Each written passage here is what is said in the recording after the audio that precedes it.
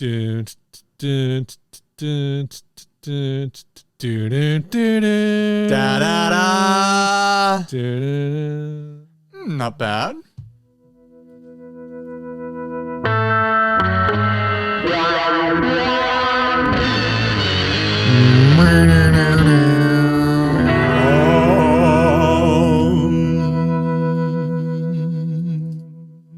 Hey everyone, I'm Ryan. And I'm Steven. This is 60 Cycle Hum, the guitar buying, selling, trading, modding, fixing, breaking, playing, reviewing podcast. You did that on purpose. No, I'm tired. You see, everyone who's new to the show, Steve said the words in a different order.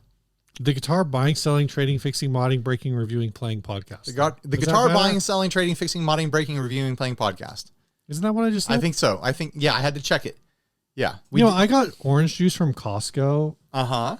Go on. And I tried it this morning. Uh-oh. It was good. Ah, Yeah. a story with a happy ending. It's the Kirkland brand and stuff. It's not from concentrate. Ah. Yeah, they just made it. They didn't think too hard about it. They actually watered it down because the oranges that they use are so intense. So dense. Yeah. It's like lemonade. Like lemonade's only like, a couple teaspoons of lemon juice and a bunch of water. They're just cooking with really good oranges over there at Kirkland. So anyways, hey, I'm Ryan. We already did this part, dude. Did we? Okay. Yeah. This first ad was sent by Joey Scar. This is the Fender 1984 Cort Effender Explorer with a Fender Rose. Oh, that's why I was like, why is this the Fender? I was so confused. It's an Explorer Fender. With a Fender roasted neck. And this is similar to my Hondo Fender Flying V. This offensive beast started life as a used and non-functioning 1984 Cort Effector in the coveted Explorer shape that popped up on Marketplace somewhere in New England. We're fans of early effects tech and regularly deal and repair a previous generation of Effector models, so we took a chance and had this one shipped to our shop in Kentucky. It showed up with a neck fracture around the second or third fret, and insurance was no help at all, so in our future project pile it went. Our plan was to just do a simple neck re-glue and respray and put this one back together. After 9 months, it was still in the shop. Basically, this was restored, is the point. A quote luthier wanted to take a shot at repairing the neck. Since we're always looking for more repair help, this is a great way to test their skills. The person seemed very confident, so we gave them the original Effector neck. This is a long story. Yeah. I don't know why Screen Grab's such a long story for you to read. And our neck, fast forward 6 months, and our neck that needed like 4 hours of work finally came back in horrific shape. He took the fingerboard completely off and managed to put the truss rod in upside down before doing a horrible job of putting the fingerboard back on, losing the original tuners and nut, and refinishing the neck in black spray paint. Back into the pile it went. Someday I will get around to undoing the botch repair job. Just kidding. I never got around to it. Instead, we got sick of looking at it and moved forward to make this cool, more Fender-like machine. Time to bolt on a brand new Fender Strat roasted maple neck. It's a Pal Faro fingerboard, so everybody hates it, right? Everybody loves his neck. I thought Pal Faro isn't Pal Faro like that's. Yeah, that's the one that like people don't like the way it looks. I'm fine with the way it looks, but I always feel like it's a little bit waxy underneath my fingers. The long story short, you could put any Fender neck on this. I feel like it's Indian Laurel is the waxy one. You might be right. I don't know. I mean, maybe they both are. I don't know that I've played Pal Faro. I just maybe I have. They're both lighter than Rosewood, right? Yeah. The Effector electronics worked. They don't sound great, but they didn't really sound great when they were new to begin with. They are usable and inspire some creativity, but they're pretty lo-fi and dated sounding. Battery door broke and was re-glued. Cusack is looking at 3D printing battery doors. I know. He's been doing them for DoD pedals and stuff. Yeah. So long story. That is why this has a Fender neck on it. The body itself looks like it's in pretty good shape. I actually have an Explorer guitar with a Fender neck on it upstairs. So this is deep in my wheelhouse. I like this. $600. I think it looks cool. The extra effects are I think really fun and quirky. I've never played one of these. I never have either. But I'm kind of compelled by those little brass buttons. The power of Christ compels you. And I don't think people believe me when I say it, but Poly does Relic. And you're seeing a classic poly relic here on the texture of this black finish. Like it is starting, like it starts to pit. Yeah. Like the wood gets soft underneath it and it starts to get all sorts of little tiny like ripples in the finish. Like that is like a nicely aged poly finish. Poly just doesn't relic the way that people like. Right. Doesn't relic like they nitro. Want that nitro cracking, whatever. Right. It doesn't look like an antique armoire or something like that, but it does look like a well-worn like bar counter. It would be neat. Then the problem is it's like a value proposition. It would be neat to take an old guitar with like a nitro finish and just put it in my shed in like a garbage bag. So it's like protected directly from the elements, but it has to deal with like the hot and cold, the weird California Inland Empire winter where it's like 35 degrees at night and 85 degrees during the day. For, especially right now, we're in Santa Ana. So we're getting those. Like, well, how long do you want to do this experiment? Like for 3 months. What if you did it for years? What if you just had one body that like you took it out once a year on New Year's? Like let's document. Let's see where it is. Yeah. I mean, maybe I wouldn't do anything. I don't know. No, maybe not. I don't know if I want to live in the Inland Empire that long. I don't know if I'm going to have a choice. I don't know, man. I don't know. This is $600. How much are these usually? I have no idea. Like this could be an awful deal, but I like the look. I like the vibe. If you want an Explorer that is a lot cheaper than a Gibson, but still plays as good as a Fender, like here you go. I can't tell looking at the bridge that would probably be ideal to swap. Like that's a cheap looking bridge to me, or it just looks like it's worn out. Here's one listed as needs repairs. It's not clear. It just says not working, needs repairs, and then it says missing one trim saddle for $650. An electronic, but it's also $650. It is in Germany, so that price could be a bit high. Here's a white one for $300, local pickup only. I have a feeling $1,000. Like the prices on these are all over the map. Yeah, and it's got the original neck, even though it's been like destroyed. Like that neck is over. The guy put the truss rod in backwards, and he screwed up putting. Why did he even take the fretboard off? Like that part of the story is bonkers bananas. I think it was like because of the neck crack. But even then, it's like just. If you're a tech and you find yourself like, oh, these people dropped off this guitar, I think I'm going to take the fretboard off. That's like, you ask first. You ask the client, hey, I'm thinking about doing this. What do you think about this? They might just go, it doesn't sound worth the effort. Don't do that. Right. Let's just, you say that needs to be done. I don't think we should do that. Let's just do a new neck. There's no picture of this crack anywhere, right? Right. If there was, I didn't grab it because I didn't think the pictures of the black neck were all that intriguing when I was looking at it. Yeah, it says a neck fracture around the second or third fret.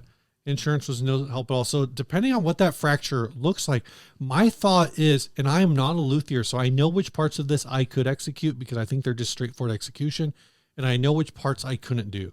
But my thought as a non-luthier, non-repair person, I'm waiting to hear it. It would be to take like wood glue, like your just typical wood glue in a syringe and with like a needle, inject into the cracks. Now, if you could get some roasted garlic in there, it will just taste so good. So good. A little bit of rosemary. And then after that glue dries, you take like a little bit of like maybe 220 grit. Yeah. Sand that whole area down around the crack. And then refinish, and then I think you are probably good to go. No, to me it sounds like the tech wasn't happy with the truss rod for some reason, and ended up going on a whole adventure. You're finding problems that don't exist. Yeah, exactly. But like, here's a pitch for this. That neck is sellable. Yes, that's a flippable neck. This is a beautiful opportunity for all the doomers out there that love their aluminum necks. Get yourself a fancy aluminum neck, put it on this. You know those built-in effects are going to be gritty, and they're going to be a little bit lackluster to people who like the good versions of those effects. But you're going to just love throwing that into whatever heavy fuzz you're running and stuff. What do we have here? We've got distortion, chorus, a wah, so like an auto wah, a vibrato and a delay, a phase. Yeah, you know what? This is a Doom machine waiting to happen. It's got the look, the yellowed plastics, leave the cracked ring on there. That's part of the vibe. The little brass buttons and everything, the age and the wear on that greasy black poly. I think this is a project starter. Swap the bridge for whatever you like. Just, the saddles look cheap to me. Throw on an aluminum neck and you got yourself like a fully respectable Doom machine here. Let that thing simmer for a while, and now you've got a stew. Now you got yourself a stew. I'm signing off on it. I think this is a cool project starter. Maybe even you just like the way it is. I can't say anything about the price because it sounded like the prices are all over the map, but in that neighborhood. So whatever. Yeah. Yeah. All right. What next, Steve? Are we doing a sponsorship of some sort, or are we going straight to the topic? I think by now you will have unboxed and filmed and presented your Chase Bliss mystery box to the fine folks of this channel. Hopefully, maybe here's a screen grab of me doing that, or maybe, I don't know, maybe I'll be unboxing it next week so that you can be there to witness it. I just got a text from RJ that he got a Billy Strings womb tone, just like I did. Just like you did. Twins. From the mystery box. So that's very exciting. And I think it's really fun to see all the things that people have gotten. And I think everything Chase Bliss does is fun. So everything Chase Bliss does is fun, Steve. If you want to get in on the fun, head over to chasebliss.com. Get on their mailing list. So when another fun thing happens, you're going to know about it. Or go on their social medias. Look at the fun little pictures and videos that they post. Follow them on the gram. The worst thing that's going to happen is you're going to see Joel's lovely face and you're going to be charmed to death by him. Yeah. So go follow Chase Bliss. Ryan, how do you want to hit this topic? Well, I did a Threads post, which is where we're getting all our topics lately. It works. The thing. It's a great way to test out ideas for the show and find out what people respond to, and then, just expand upon that on the show. So I just posted, what's something you think guitar content creators are too afraid to talk about? I haven't read the comments yet, but Steve said we should rapid fire on them. I think we should. Unfortunately, you're still down for that? I cannot log into Threads on my iPad. So why don't you do your phone? I'll pull out my phone so we can do You don't have to do your iPad for everything. So I was told by a producer that I should use the iPad more and the phone less, because when I when you use the phone, you get down here and you're just like, hold on, I'm doing research. Hold on, Ryan. Let me ask you a question. Yeah, Steve. Is Lonely Island, I'm on a boat, is that yacht rap? That's not from this one, is it? No, that was a question I asked a while ago when everybody was freaking out about. Apparently, yacht rock isn't about yachts. It's what you listen to when you're on a yacht. Apparently people are really offended by yacht, the. Oh my gosh, they need to get over it. That's part. They don't understand that that's part of why people make fun of yacht rock, is because yacht rock fans are easy to make fun of. I agree. And they get so worked up about it, like how dare you not appreciate the delicate nuance of Steely Dan? Get over yourself. I wish I could sort this, but I can't. Yeah. So we're just going to go in this whatever order we're presented as. You read them. I'm going to respond. I don't want to read right now. Moon Guitars says Moon Guitar makes really cool guitars. They do. The line between a bad guitar and a guitar that isn't quite what you want it to be, but has potential. No, I'm not afraid to talk about that. Are you afraid to talk about that, Steve? No, I feel like we talk about that a lot. It feels like a topic. And I think, one of the things is that what this is going to be? We're not going to discuss anything. We're just I'm not afraid of that. I think for us, I think one of the things I will say that gets overlooked in all of this creator space, right, is that there is a level of personal tolerance and also setup preference. And you and I have talked about that a lot. Right. You have a lot of guitars that I pick up and I'm like, he doesn't like them. Why is this? And because you set your action a little bit higher than I would, than I would prefer. And so that's just like a difference. And that's also the same thing with because people told us to talk about this too. That a thing that we aren't afraid to talk about is shitty import guitars that need to be destroyed.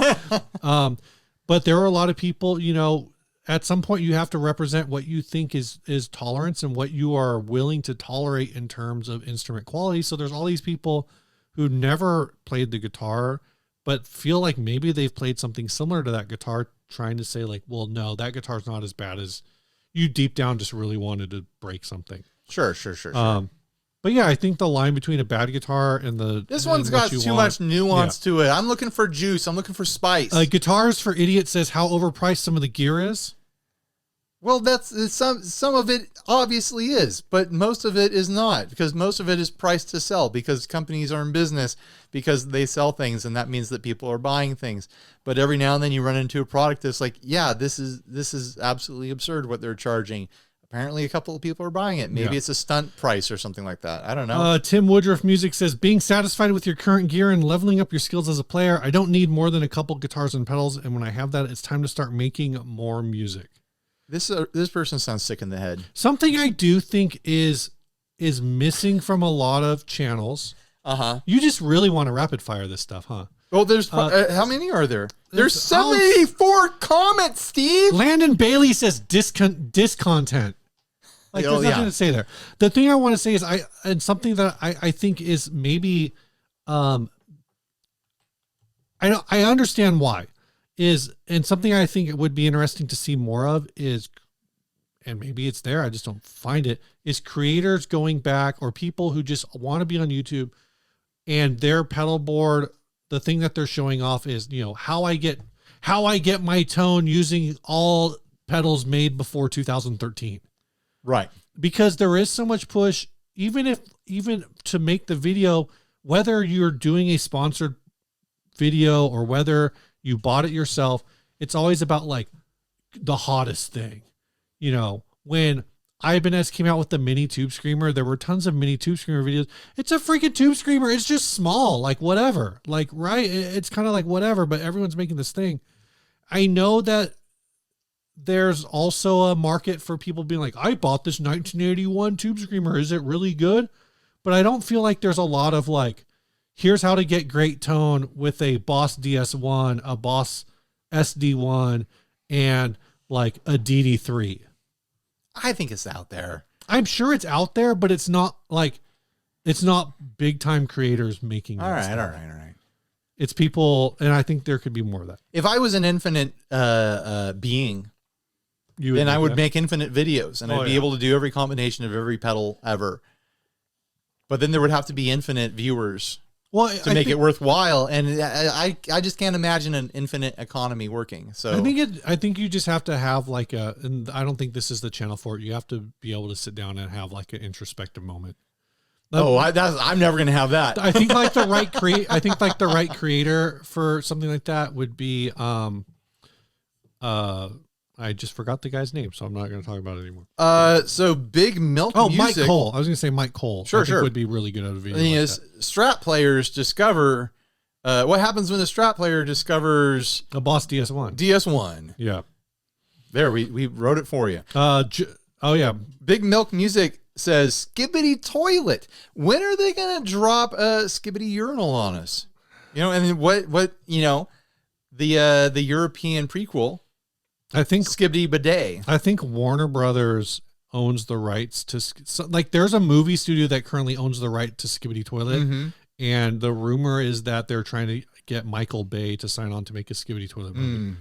I mean, that's all I'm saying. Like that's real. He's not working on Dino Riders. I'm not making it up. Joe over at he should be at Pedal Playhouse says my Adidas, which is a Run DMC reference. That's true. I'm not sure what that reference. I don't remember it. Maybe she does. Do you have Adidas? She might. We might see him next week at NAMM, or this week. It's this week. We might see these Adidas at NAMM.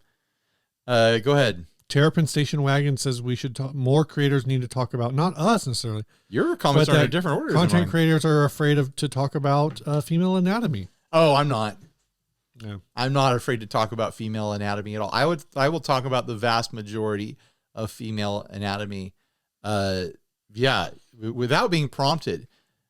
Eyes, ears, hair, nostrils, knees, elbows, so on and so forth. Heart, lungs, kidneys, gallbladder. They got it all. Have you heard about women? They got it all. They got all the hot organs. Amps.kill says that one time you broke the neck off that one guitar. I enjoyed the shit out of that, but no one's talking about it. No one's talking about that. I've kind of complained about this a little bit, I think. But it's kind of wild to me how little press coverage you've gotten or we've gotten. Yeah. What's the deal? Where's the press? Why Where's is the why pre- is Yeah, why is the press afraid of 60 cycle hum? I'll tell you why. It's because we don't do press releases. The people who are getting press are actually intentionally putting out press releases. I don't think any of that's true. No, I think it is. I really don't think that's true. No, I really do think it is. I think it's the people who are savvy with that stuff. Talk to Emily about it. Maybe she'll agree with me. She knows about all that stuff. Do you think Emily got into like guitar.com because she was making press releases for her videos? I wouldn't be surprised. I don't know. That seems like a stretch. I'm telling you that if we did press releases on like our stunt videos, like when we powered a fuzz pedal with lemons, sure, but I'm saying like then some premier guitar would have written a 3-paragraph article about it. I'm saying there was like an article recently about Rhett Shull saying that tube amps are going to have a comeback. Like, you think there's a press release? He made a possibly. He just had a one-off comment on a podcast. I don't know, man. But yeah, okay, so Steve and I are right now formally inviting the guitar press community. I mean, maybe that butters their bread with clickbait. Go ahead, grab sound clips from us and make your clickbait articles. Like, why are you guys so shy about 60 cycle hum? Is it because you're not listening? Oh, that's it. It's because you're not watching this. I mean, that's probably what it really comes down to. Yeah, you look at us like, oh, those scrappy weirdos. Yeah, we're not going to try to pull content out of that. They beat all their content to the ground. There's nothing left. Yeah. It's a bloody pulp. All right, Analog Future says the dumbass opinions in their comment section. So I pulled up this opinion that I don't know if it's a dumbass opinion or not, but let's talk about it. Martin Roland 2774 on YouTube said, personally, I love the Ibanez multi-effects pedal. I'd spend $2,500 on it. Ryan, you should care about tube screamers. What is wrong with you? What do you have to say to this commenter, Ryan? I just don't like them. They're too fizzy. I mean, I appreciate them. Like a tube screamer, you give me a tube screamer when I'm playing in a band, and I'll be like, I know exactly how to use this. Playing at home, they sound like ass. I don't like the way they sound when I'm playing by myself. I can never get a tube screamer to sound like cool at home. So I don't know. The Negatron says that more guitar content creators should talk about quantum mechanics. Well, we simultaneously are and aren't. Yeah. So Flangeworthy says that they want to kill their fathers and copulate with their mothers, to which Devin, FTF says, hey guys, today we're trying out the new pedal from Oedipus Electronics, the Rex Drive. Great pedal, super aggressive. My only complaint is the LED is so bright you'll want to stab your eyes out. All right. That is a perfect response. Nothing else to say. Mikey Nod says guitars. Saddle Up Chop Shop says guitar forums. We're not afraid to talk about any of this stuff. The thing is that what we're finding out is that we're not afraid of any. We're not cowards. We're brave. We're the bravest boys around. Heinzelman says admitting they would be much happier and make more money as a bass player. I mean, if I wanted to be a working musician, bass or drums, that's how you make yourself marketable. You go on the Craigslist musicians wanted listings. It's all bass and drums. They don't want a guitarist. Guitarists are supposed to start the band so they can do their shreddy noodles so that no one will come watch them play. That's the nature of these things. Mm-hmm. Working bands that are about to do something, that are about to make a living, they need a drummer and a bassist, and they're going to hire them. These ones kind of, I feel like, tie together a little bit. Anthony Franklin 9000 says content creation is too focused on peddling new products, reviewing new products, etc., too consumption focused. That's because it takes a lot of time to make content. And so eventually you say, well, how do I make this time worth it? Because I'm spending so much time doing this. And then you end up trying to make a living out of it. And then, you end up making commercials. Yeah. That's the reality of it. It's marketing, guys. But it's also a pathway to getting to do the fun work that you like to do. Chickum says, I think guitar gear is so good these days, it's kind of difficult to find bad stuff. I think there might be a bit of, which is a thing that we've talked about, but then it says, I think there might be a bit of worry amongst creators that they're being too nice about things. Oh yeah, all the time. It feels like a blessing when I find something that does have problems with it, so I can hold it up to the camera and be like, see, I do show you when things are wrong. There's also it's so rare that you get that opportunity. A comment here. I also think that there might be a bit of a worry if anyone takes sponsorship and they have a preference for another brand. There was a video the other day that was getting served to a lot of people. This creator's got about like 6.6K on YouTube. Mm-hmm. I don't remember his name, but he's a British guy who loves Strandberg guitars. This is your classic. I don't know your name, but I know what your guitar, what finish your guitar is. I watched most of the video, and basically his whole thing is he talked about how he doesn't take sponsorship because he doesn't want to get locked into like a censorship situation where he's just shilling and whatever. It's the classic, I'm a small creator and I want to be independent thing. But one of the things that he said that I thought was interesting, an imagined problem, is he said that like, he's like, I'm a Strandberg guy. Fender's never going to hire me because no matter how much I love, or like Fender or whatever company, no matter how much I love their guitar, I'm going to do the video for them. And then I'm going to go back to playing my Strandbergs. And I don't think that's like, I think that's a problem that like, maybe if your audience doesn't understand what you're doing, right, it's a problem.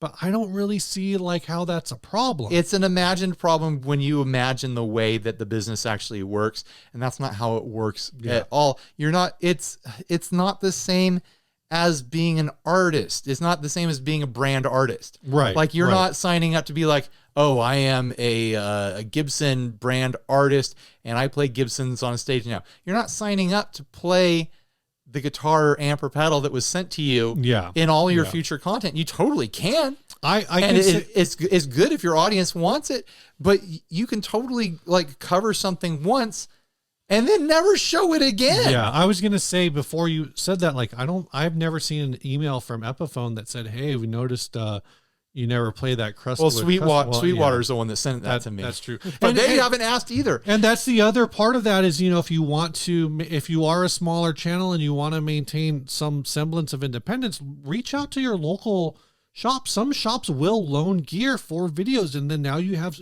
a way to cover some of the newer releases. If that's what you want to do. It's possible.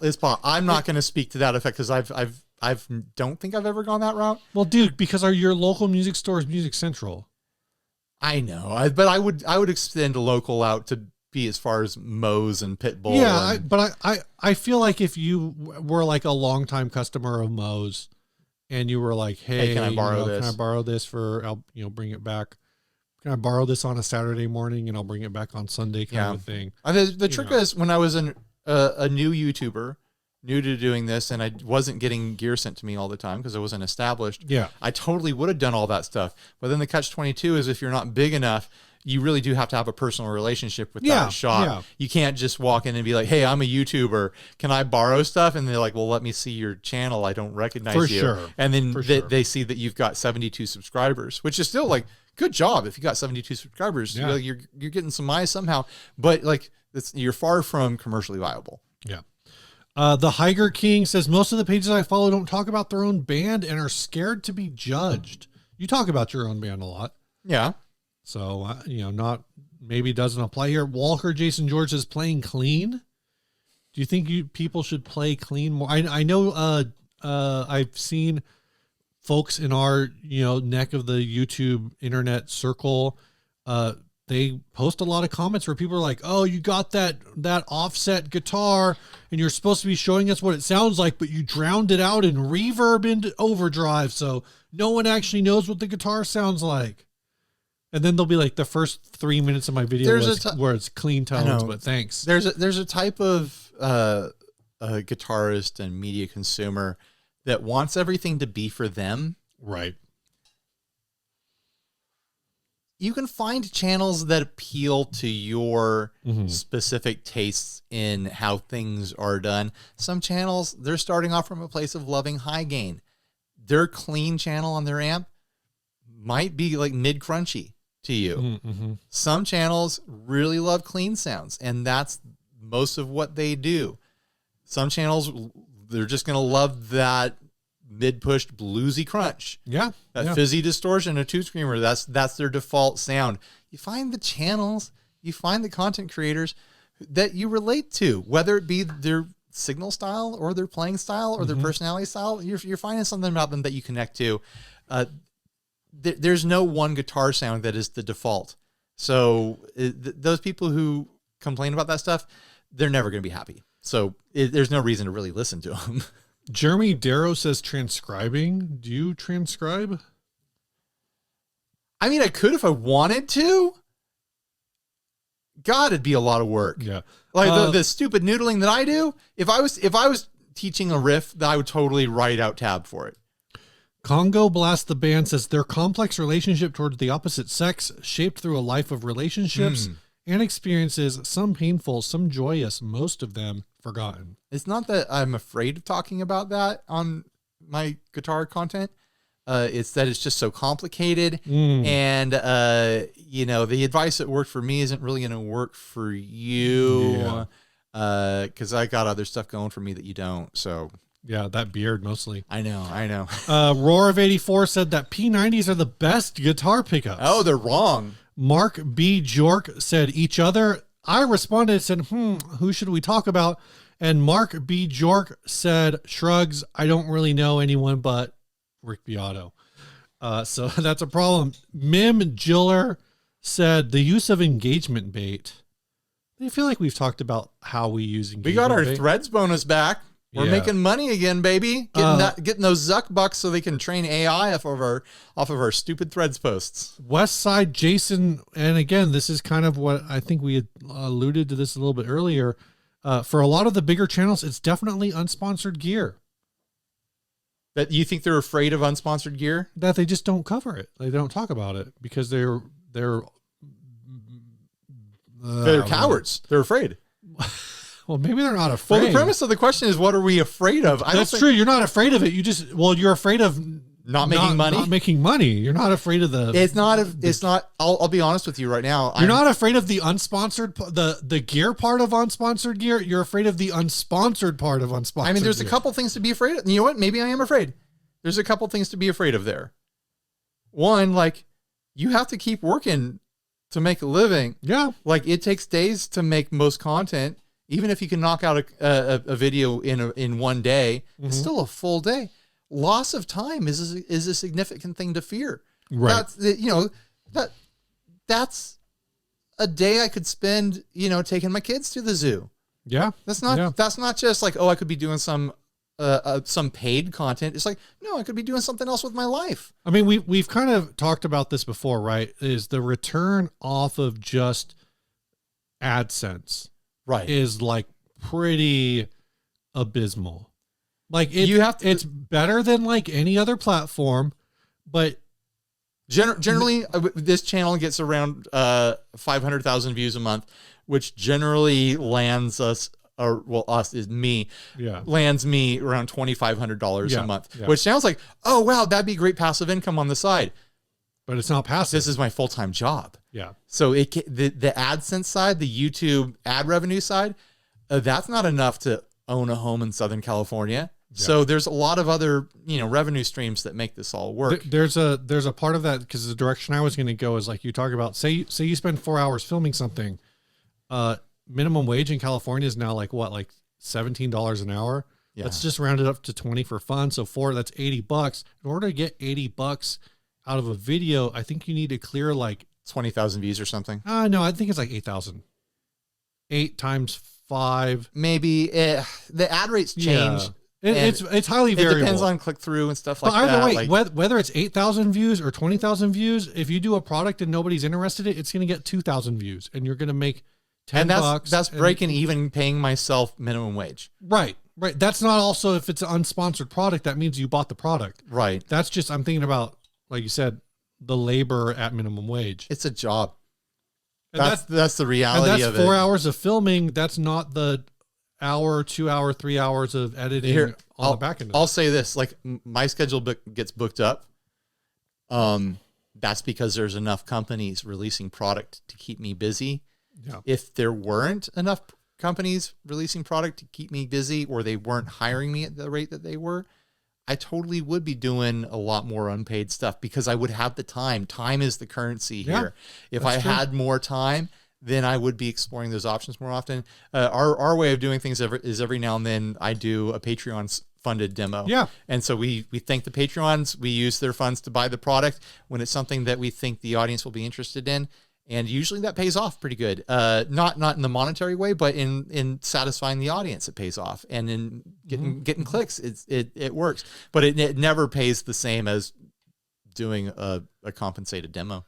Bruce.Campbell says guitar content creators are afraid of smashing guitars. All the you know what? We are. You know, the pushback that we got for me tearing up that Rickenbacker, I could see why a lot of creators would be really nervous about that. I bet most other creators would have taken those videos down and be like, oh no, this is going the wrong direction. But that feeds me. That makes me stronger. I had a great time with that. All the Way Gone says that content around playing the guitar always does 10 times worse than content around buying guitar things. Totally. That cheap guitars are more capable than anything you want to do these days. Although there's a lot of lesson channels out there that are very successful. Yeah. But there's also a lot of lesson channels that are not very successful. So you kind of have to have the right personality and the right information style. Well, and if all you're doing is like playing, like here's a song I wrote using some pedals. No one wants to sit and watch you play your song by yourself. Yeah. And it's showmanship. You got to bring them in some other way. It's not just about how good you are or how hard you worked on your song. Like the people who are performers and doing well on YouTube and elsewhere, it's because there's a hook. Yeah. There's some sort of novelty going on that is bringing the audience in. Axel Sid 13 says that tone is supposedly in the fingers, but Tony Iommi had the best tone. All right. We don't need to talk about 2 fingers. Tony Iommi's missing fingers. Let's keep moving. Here's an actual question. Mark Whitelaw says no one talks about 2-channel amps anymore. Did they talk about them before? Or is everyone just using single channel amps and pedals now? I don't know. I'm a single channel guy just because I do tend to lean into pedal platforms for my own signal style, my own personal playing style. Like switching with pedal boards in mind, switching between a clean and a dirty channel just doesn't seem very practical. Yeah. I know that people do it, but yeah, like where did 2-channel amps come from? Did that just come from the realization that people might want a clean sound and a dirty sound, so might as well give them a 2-in-1 situation? I don't know. I guess. I don't know. Maybe it was like, the idea that like if you have we must be pretty far removed from the novelty of 2-channel amps for us to even be asking the question, like, what are 2-channel amps for again? Well, I mean, it's in there. Like I said, I don't, because when I think about let's think about like a high gain amp. Yeah. How often are people buying the high gain amp to really use that clean channel? Like the clean channel's there for when you're doing your metal little chorusy intro pretty thing. But I guarantee the person that bought that diesel or that 5150 or 6505 or whatever you bought to get your high gain sounds, that's like your side sound, the clean sound. That's like your novelty, like, oh, this is how I'm going to sound pretty. You don't sit there going like, I got to find an amp with the best clean channel. So, I mean, like I think there's some sense of like people wanted to have both an amp that could do a clean tone and then they wanted to get their overdrive sound. Right. So I kind of like punched this in and got a thread from the gear page, and maybe this will just be the wrap up of it, because a lot of people are saying that like Mesa was one of, if not the first company to give you both, where you could have one channel that was hot and one channel that wasn't. Someone said that it might be acoustic. Acoustic had some brown combos in the 70s. Because like you think about it, like the classic Marshall's one channel. Yeah. Yeah. I mean, a lot of the newer ones are too, but it seems like no one really, it just feels like amp companies trying to like upsell you. Like, don't worry, this one sounds like 2 amplifiers. Right. Okay. Like, when did amps first have like a knob? The way that yeah, people more when people did amps first have a knob? like have like a gain knob. Sure.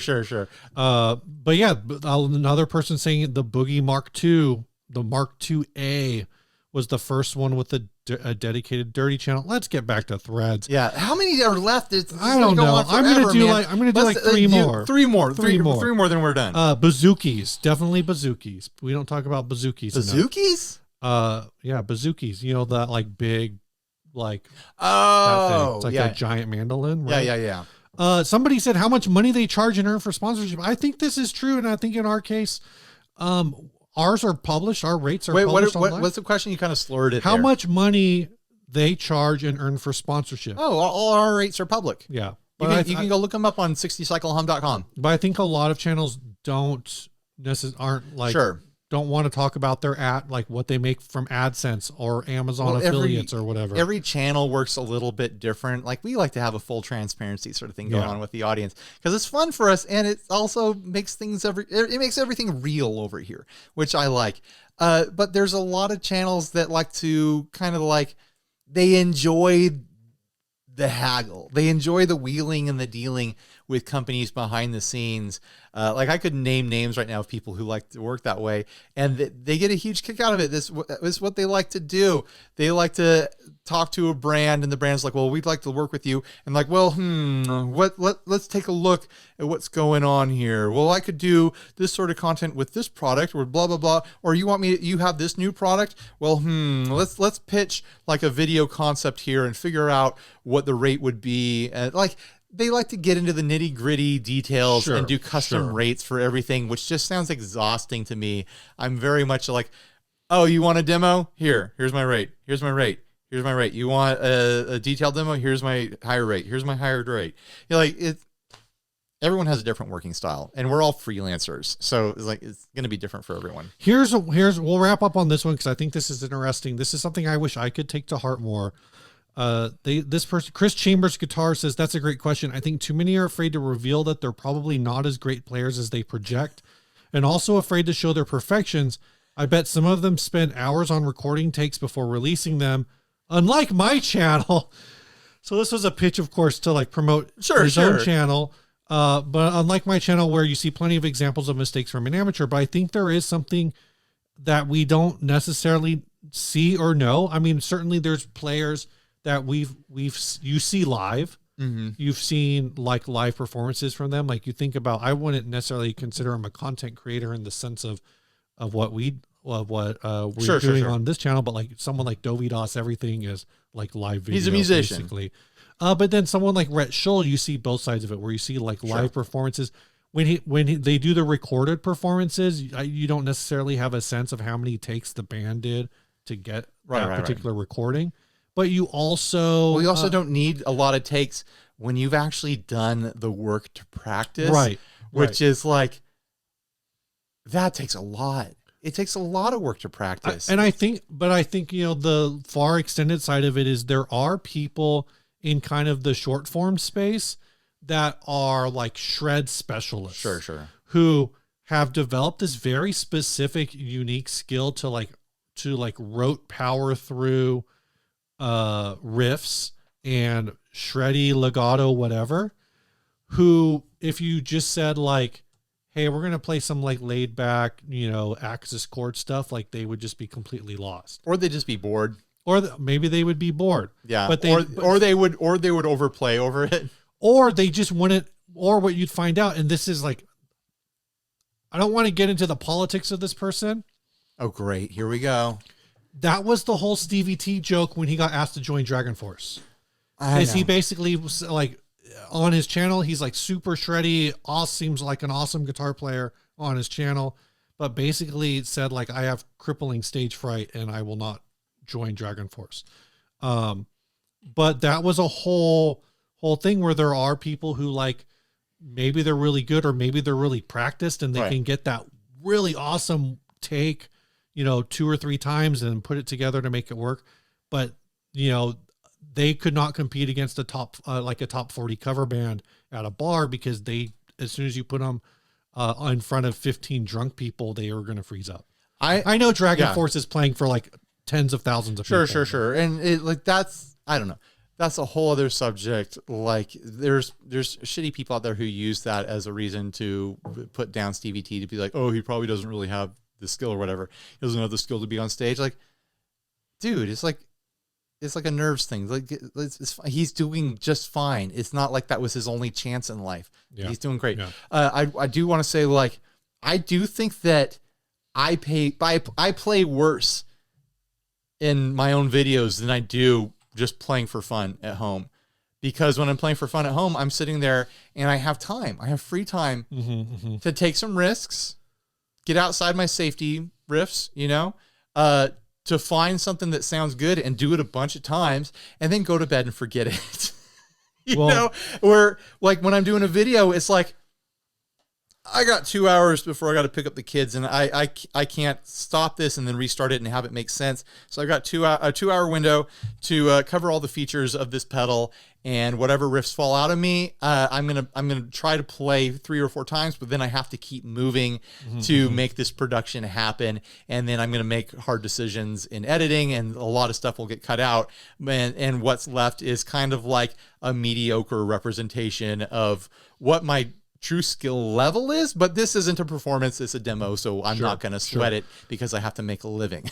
All right. Well, since I don't know how the noise canceling headphones things are working out. Hey, Lauren, next time Ryan is just noodling guitar and he's like in the flow and not paying attention, can you record it on vertical video and then send it to me so I can put it on TikTok if TikTok hasn't been crushed by the US government? Thanks. Appreciate it. But I'm the one wearing headphones when I'm playing around the house. So all you hear is, how do you know it's good? Plink, plink, plink, plink, plink, plink, plink, plink. That works. No, I just know that, like, when I'm sitting jamming in my free time, I'm like, man, how come I sound so much better right now? How come I'm playing things that are so much more interesting right now? The reality is it's because I'm giving myself the time to make 90% mistakes and 10% like really fun moments, where when I'm filming, it's like, it's got to be at least like 50% passable. Right. You know, so you make compromises and you make decisions. That's kind of like almost a weird version of, I always call it red light syndrome. I think red light, I wholly believe red light syndrome is real. And that's kind of like a weirder version of that. What is red light syndrome? Red light syndrome is the people who will like want to talk shit about YouTube guitars, but as soon as they turn on their camera to record, they forget how to play guitar. And it's not just people who talk shit. Like, it's a lot of people do that. Yeah. You know, talking about Stevie T's stage fright. I think it took me a year and a half to actually put a camera on me doing demos. Like, I was doing all the demos straight down at the pedal with captions. I wasn't even talking, staring into the cold black lifeless lens and talking like there's someone on the other side of it that's a skill. It's a skill that it's really hard to get over. The stage fright of an inanimate object. It's something that takes practice. Yeah. So I don't feel anything disparaging towards anyone who has any sort of stage fright. Like, it's a skill that you develop to be ready to perform in front of whatever audience or device is capturing you. Ryan, this ad was sent by Brian Carpenter. Was that a topic? It just kind of is an excuse for YouTubers to talk about themselves again. Do people like that? Yeah, probably not. This is a used Epiphone SG. I think this might be on Sweetwater Gear Exchange. It sure is, and I think we've talked about this guy's stuff before. We're gonna look at this one, and then I did a screen grab of a bunch of other ones that he has currently listed. we have talked about this. I recognize the name now. This guitar has been tested, and all electronics are in working order. My focus was using it to create a piece of art. I consider this essentially a working, playable piece of art, showing in my St. Louis art gallery, 31 art gallery. Overall body, the area of green is the factory finish. The areas of white and black paint is painted by me personally. The portions of the guitar that I painted are no longer factory finish and would therefore not hold up to the same protection of a factory finish. I like the use of the tortoise on here. That's what I wanted. Really like that. That's what I wanted to comment on. I like it. Everything this guy does is funky and off kilter, and it feels like it's coming from outside of guitar culture. Yeah. The only thing I think I would do is I feel like the beveling could be better on the control cavity. I really like him using the the bottom portion of a Jazzmaster pickguard to cover up what would normally be the 4 knob and a switch section of an SG. And it's just a 3-way switch and it's an output. It's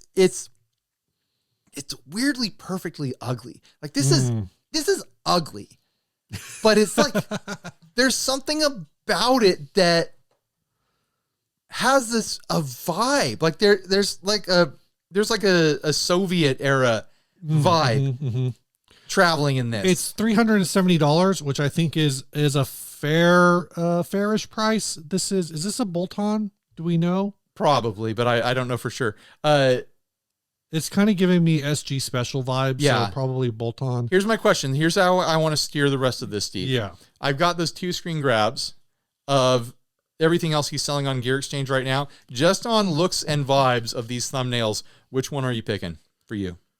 Oh, man. I'm trying to decide right now myself. I like this Mondrian-ish sort of thing over here. $440 Squire Affinity Telecaster. That's very, is that Mondrian I'm thinking of that did all the oh, I can never remember that guy's name. Color The box, Cubist line stuff. art. Yeah. Yeah. Well, it's not cute. It's not cute. Not Cubist. Yeah. It's, I used to know. I used to know when I was like 17 and taking AP art history. Guys, it's 9:30 at night, and this is the first day my kids were back in school after the holiday break. So I had to wake up at 6:30 this morning when I've been waking up at 10 every day for all of holiday break. Yeah. It's amazing I'm awake right now, and I can't believe I can't remember exactly who you're talking about right now. I'm so sorry. I've let you all down. Editing Ryan, fix it for us. Oh man, I'm trying to pick myself. I'm liking this guy combines so much the red Strat with the black racing stripe, but then it's cut across the pick guard to have like a polka dot black and white thing is super cool. I like the ones that kind of subvert your expectations with the finishing. Like, oh wow, look, oh wow, it's 2 different things. I would have never guessed this. The Mondrian signature style Piet Mondrian was called neoplasticism. Of course it is. Yeah.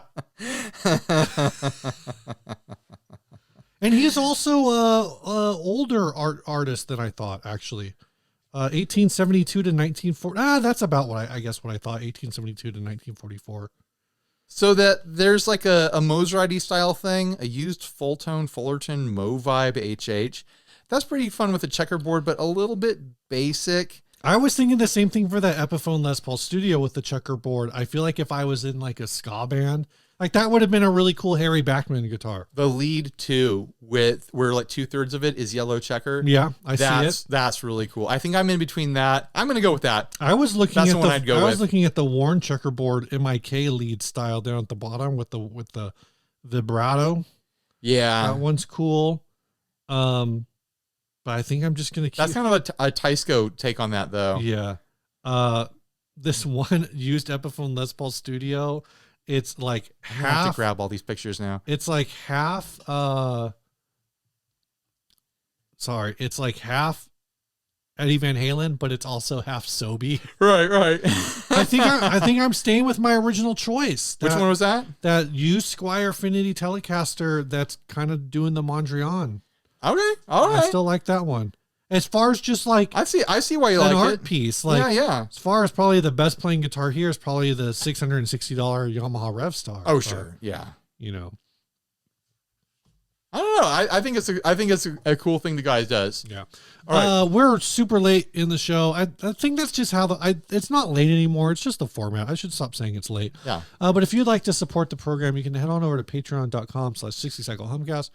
Or for as little as $1 a month, or as much as whatever, you can $1,000 a month. The making of this program. This episode is coming out the Monday before NAMM. Is that right? That's true.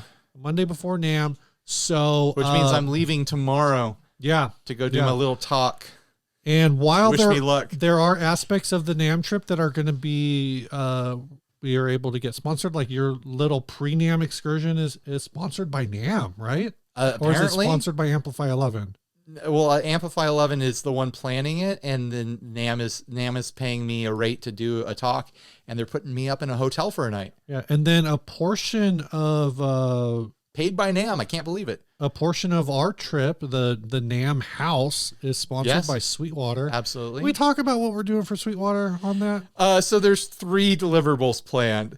First of all, there's going to be a giveaway. So keep an eye out for that. All the channels. That's the one that I was going to talk about. All the channels who are staying in the house, we're going to have a link, and you can go enter to win a cool thing. There's going to be a cool thing to win, guys.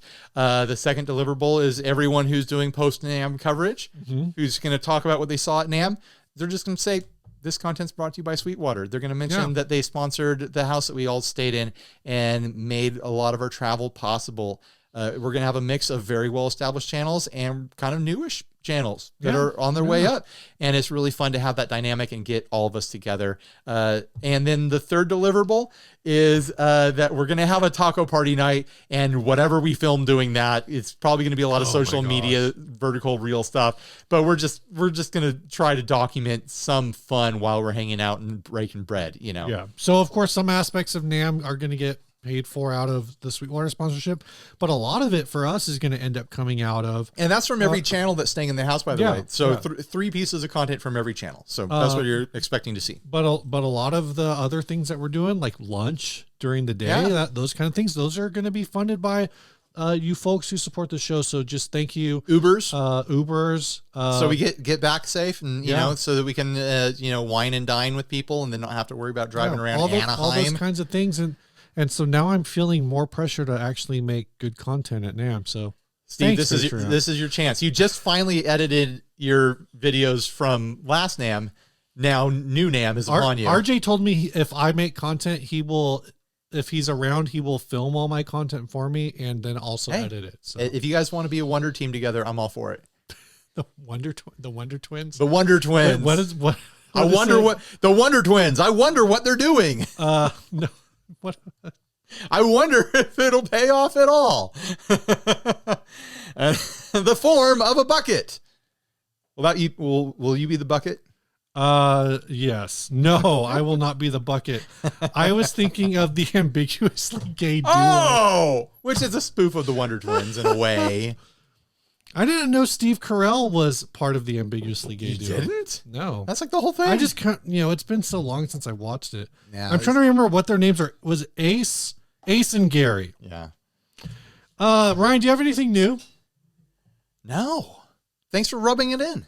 Yeah, I don't have anything. I feel like I should have something new, but I don't know what it is. Going to NAM tomorrow. That's it. Yeah. All right. This last ad was sent by Nick Carter. It's called Hot Beer. Hot flaming steamy beer. Get your hot beer here. 2006 Paul Reed Smith Budweiser guitar, super cool PRS. I bet some beers would taste better hot than at room temperature.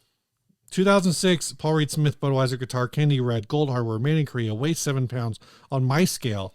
That's a localized gravity weight, so it's potentially a different weight on your scale. Yeah. Check your local gravity readings. Volume a little scratchy, was on display for some time in a nice collection. Super cool. Somewhere on the gold bridge and pickups. Overall great condition. Has a gate bag. I've never seen this Budweiser PRS. This $749 just looks like. It looks bad, right? It like this cheapen every time a brand does this, it cheapens the brand. And it's one thing for there to be the Epiphone Sobe. PRS, you're trying to maintain a higher end brand identity, even with your budget stuff, even with your import stuff. PRS is trying to maintain a higher end branding, and stuff like this just eats away at that, because this looks bad. The flames look bad. 2006. Okay. 2006 is not an excuse for this. Like, I know this is like I have this 2006 like tribal tattoos, et cetera, but still, like, come on. Okay, here's the NAM content I would make if I had like a full set of like, look at the stupid pickguard on this thing. if I had a full set of like gotcha journalism cojones, which All I right. definitely do not, I'm afraid of most of the people at NAM. I feel like very imposter syndrome at NAM. It's weird, but it's a thing. If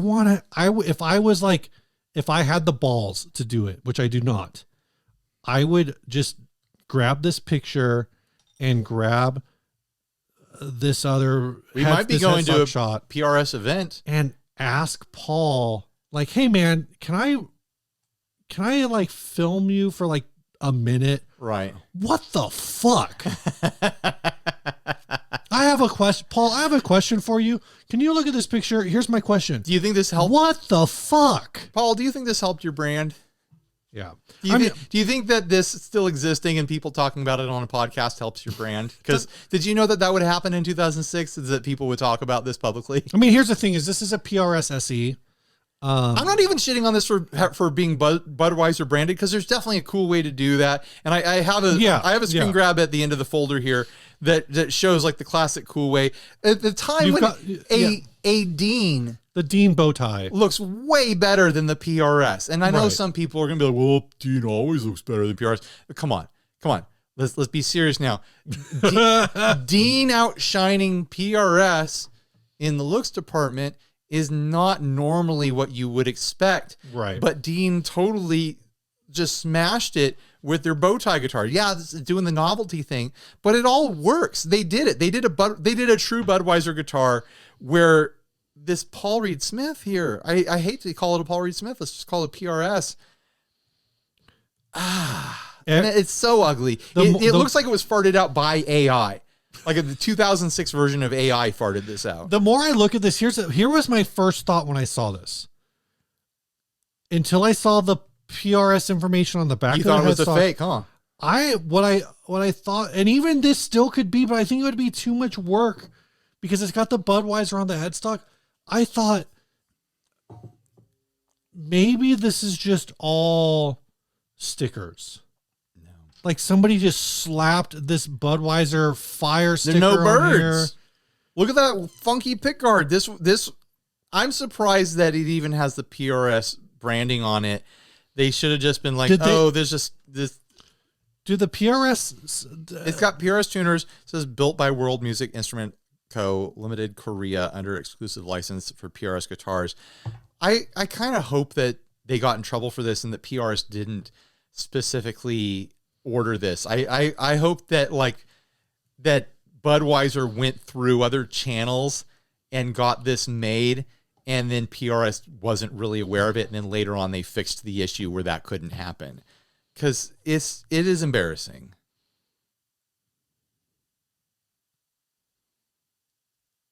Go.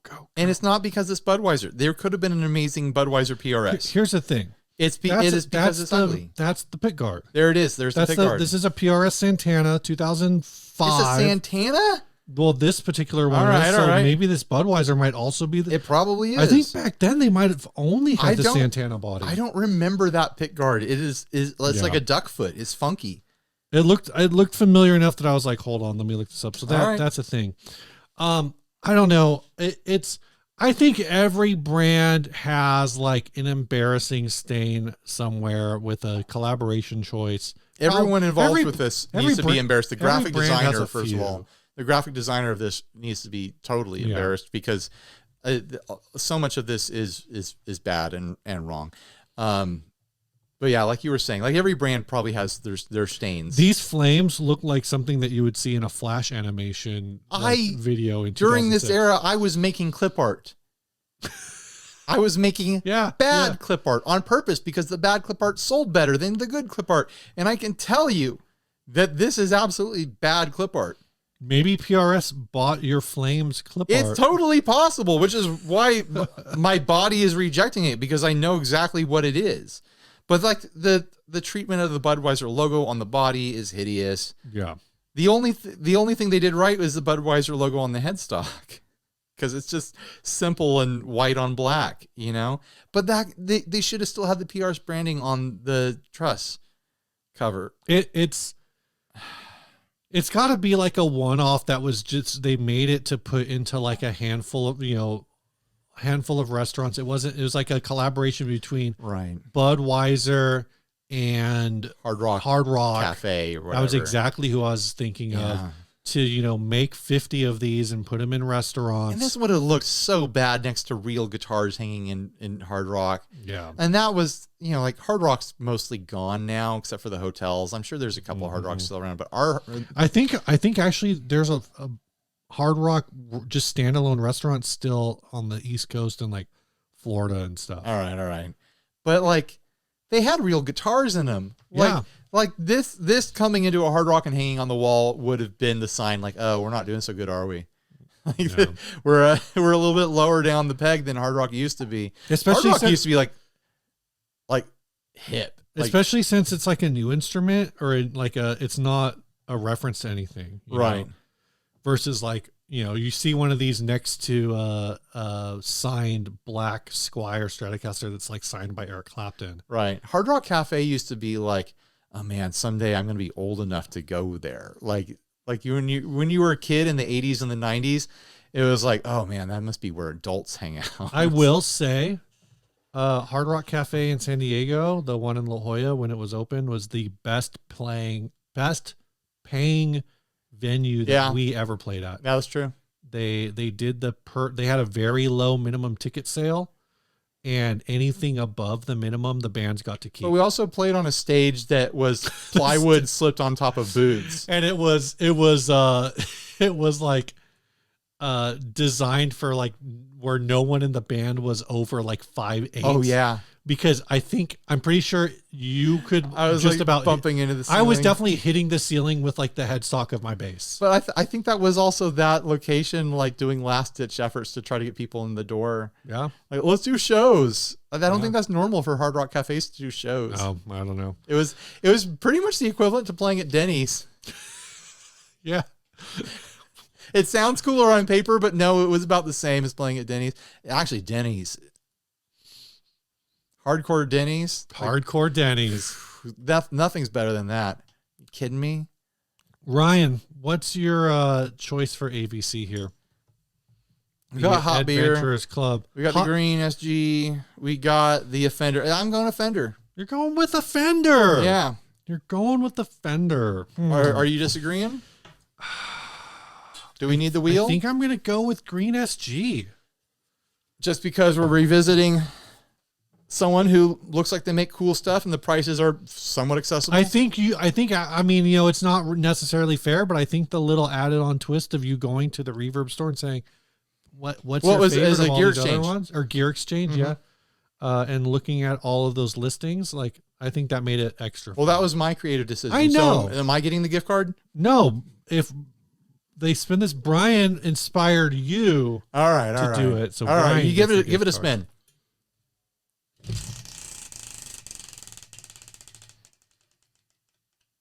Oh, no. Suck it, Brian. Who won? Joey Scar. I gave it to Joey. Of course I did. I have got a folder full of extra Joey ads, and one day we're just going to do an all Joey episode. This song was sent by Nick B. It says song submission for Halloween. We missed this one.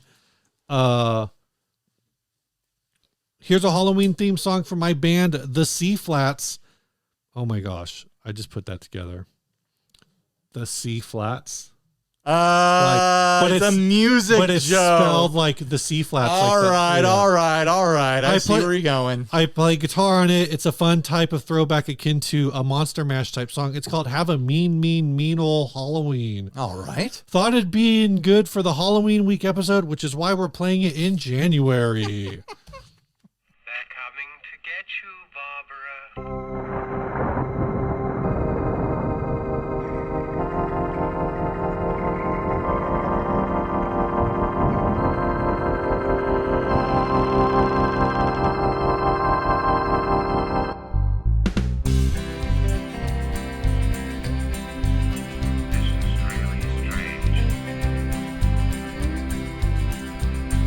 Stuck on the graveyard shift last night when Drac drove up in a big black Cadillac.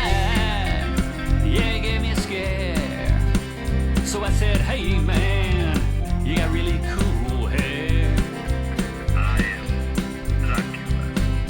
smiled at me with them evil teeth. I asked him, what do you need with me? He said, fill her up and don't make a scene and have a mean old Halloween.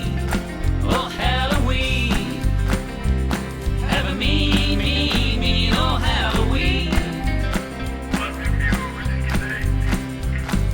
The wolfman followed in hot pursuit on all four paws in a blood-soaked suit. He stopped and said, why don't you give me a brew, or when I'm done with him, I'll come back to eat you and have a mean, oh, have a mean old Halloween.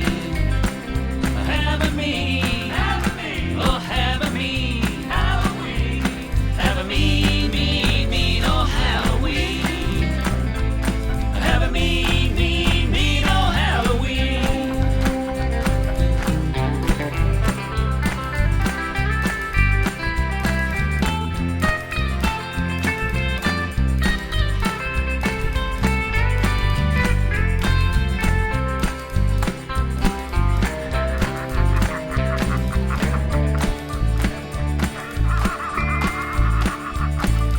Frankie the Mummy, the Invisible Man, had a virus tied up in the back of their van. They asked which way did the party go. I said just follow the wolf with his nose to the road. Have a mean, oh, have a mean old Halloween.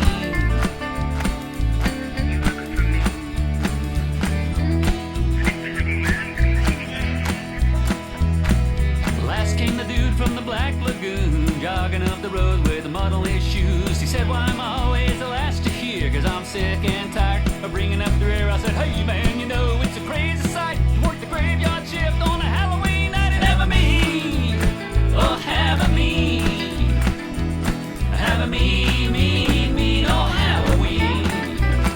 Have a mean, oh, have a mean Halloween. Have a mean old Halloween. Have a mean old Halloween. Have a mean old Halloween. Have a mean old Halloween. Have a mean old Halloween. Have a mean old Halloween. Have a mean old Halloween. They'll be back. They'll be back. I love this boy. I discovered it. He's one of the greatest men in radio.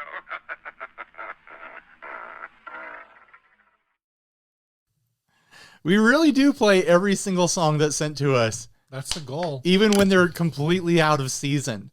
So don't be afraid to send us your stuff. We're not gonna like look at it and be like, oh, we're not gonna play that. We literally play everything. That was a great song, great recording. This actually gave me an Great idea production. that we should try to push for like a Christmas in July theme. And like the problem is that we probably get buried in Christmas, like original Christmas music. But it would, and there's only 4 weeks in July. But I think it would be fun. I don't know if I'd be in the mood, but maybe How remind can me. you Remind say? me. Remind It's me in 6 June. It's 6 months from now. I know. I've already done Christmas. Remind me in June. Okay. See if I'm up for it. I'll forget by then. All right, cool. Me too. All right. Bye, everybody. Stay grounded.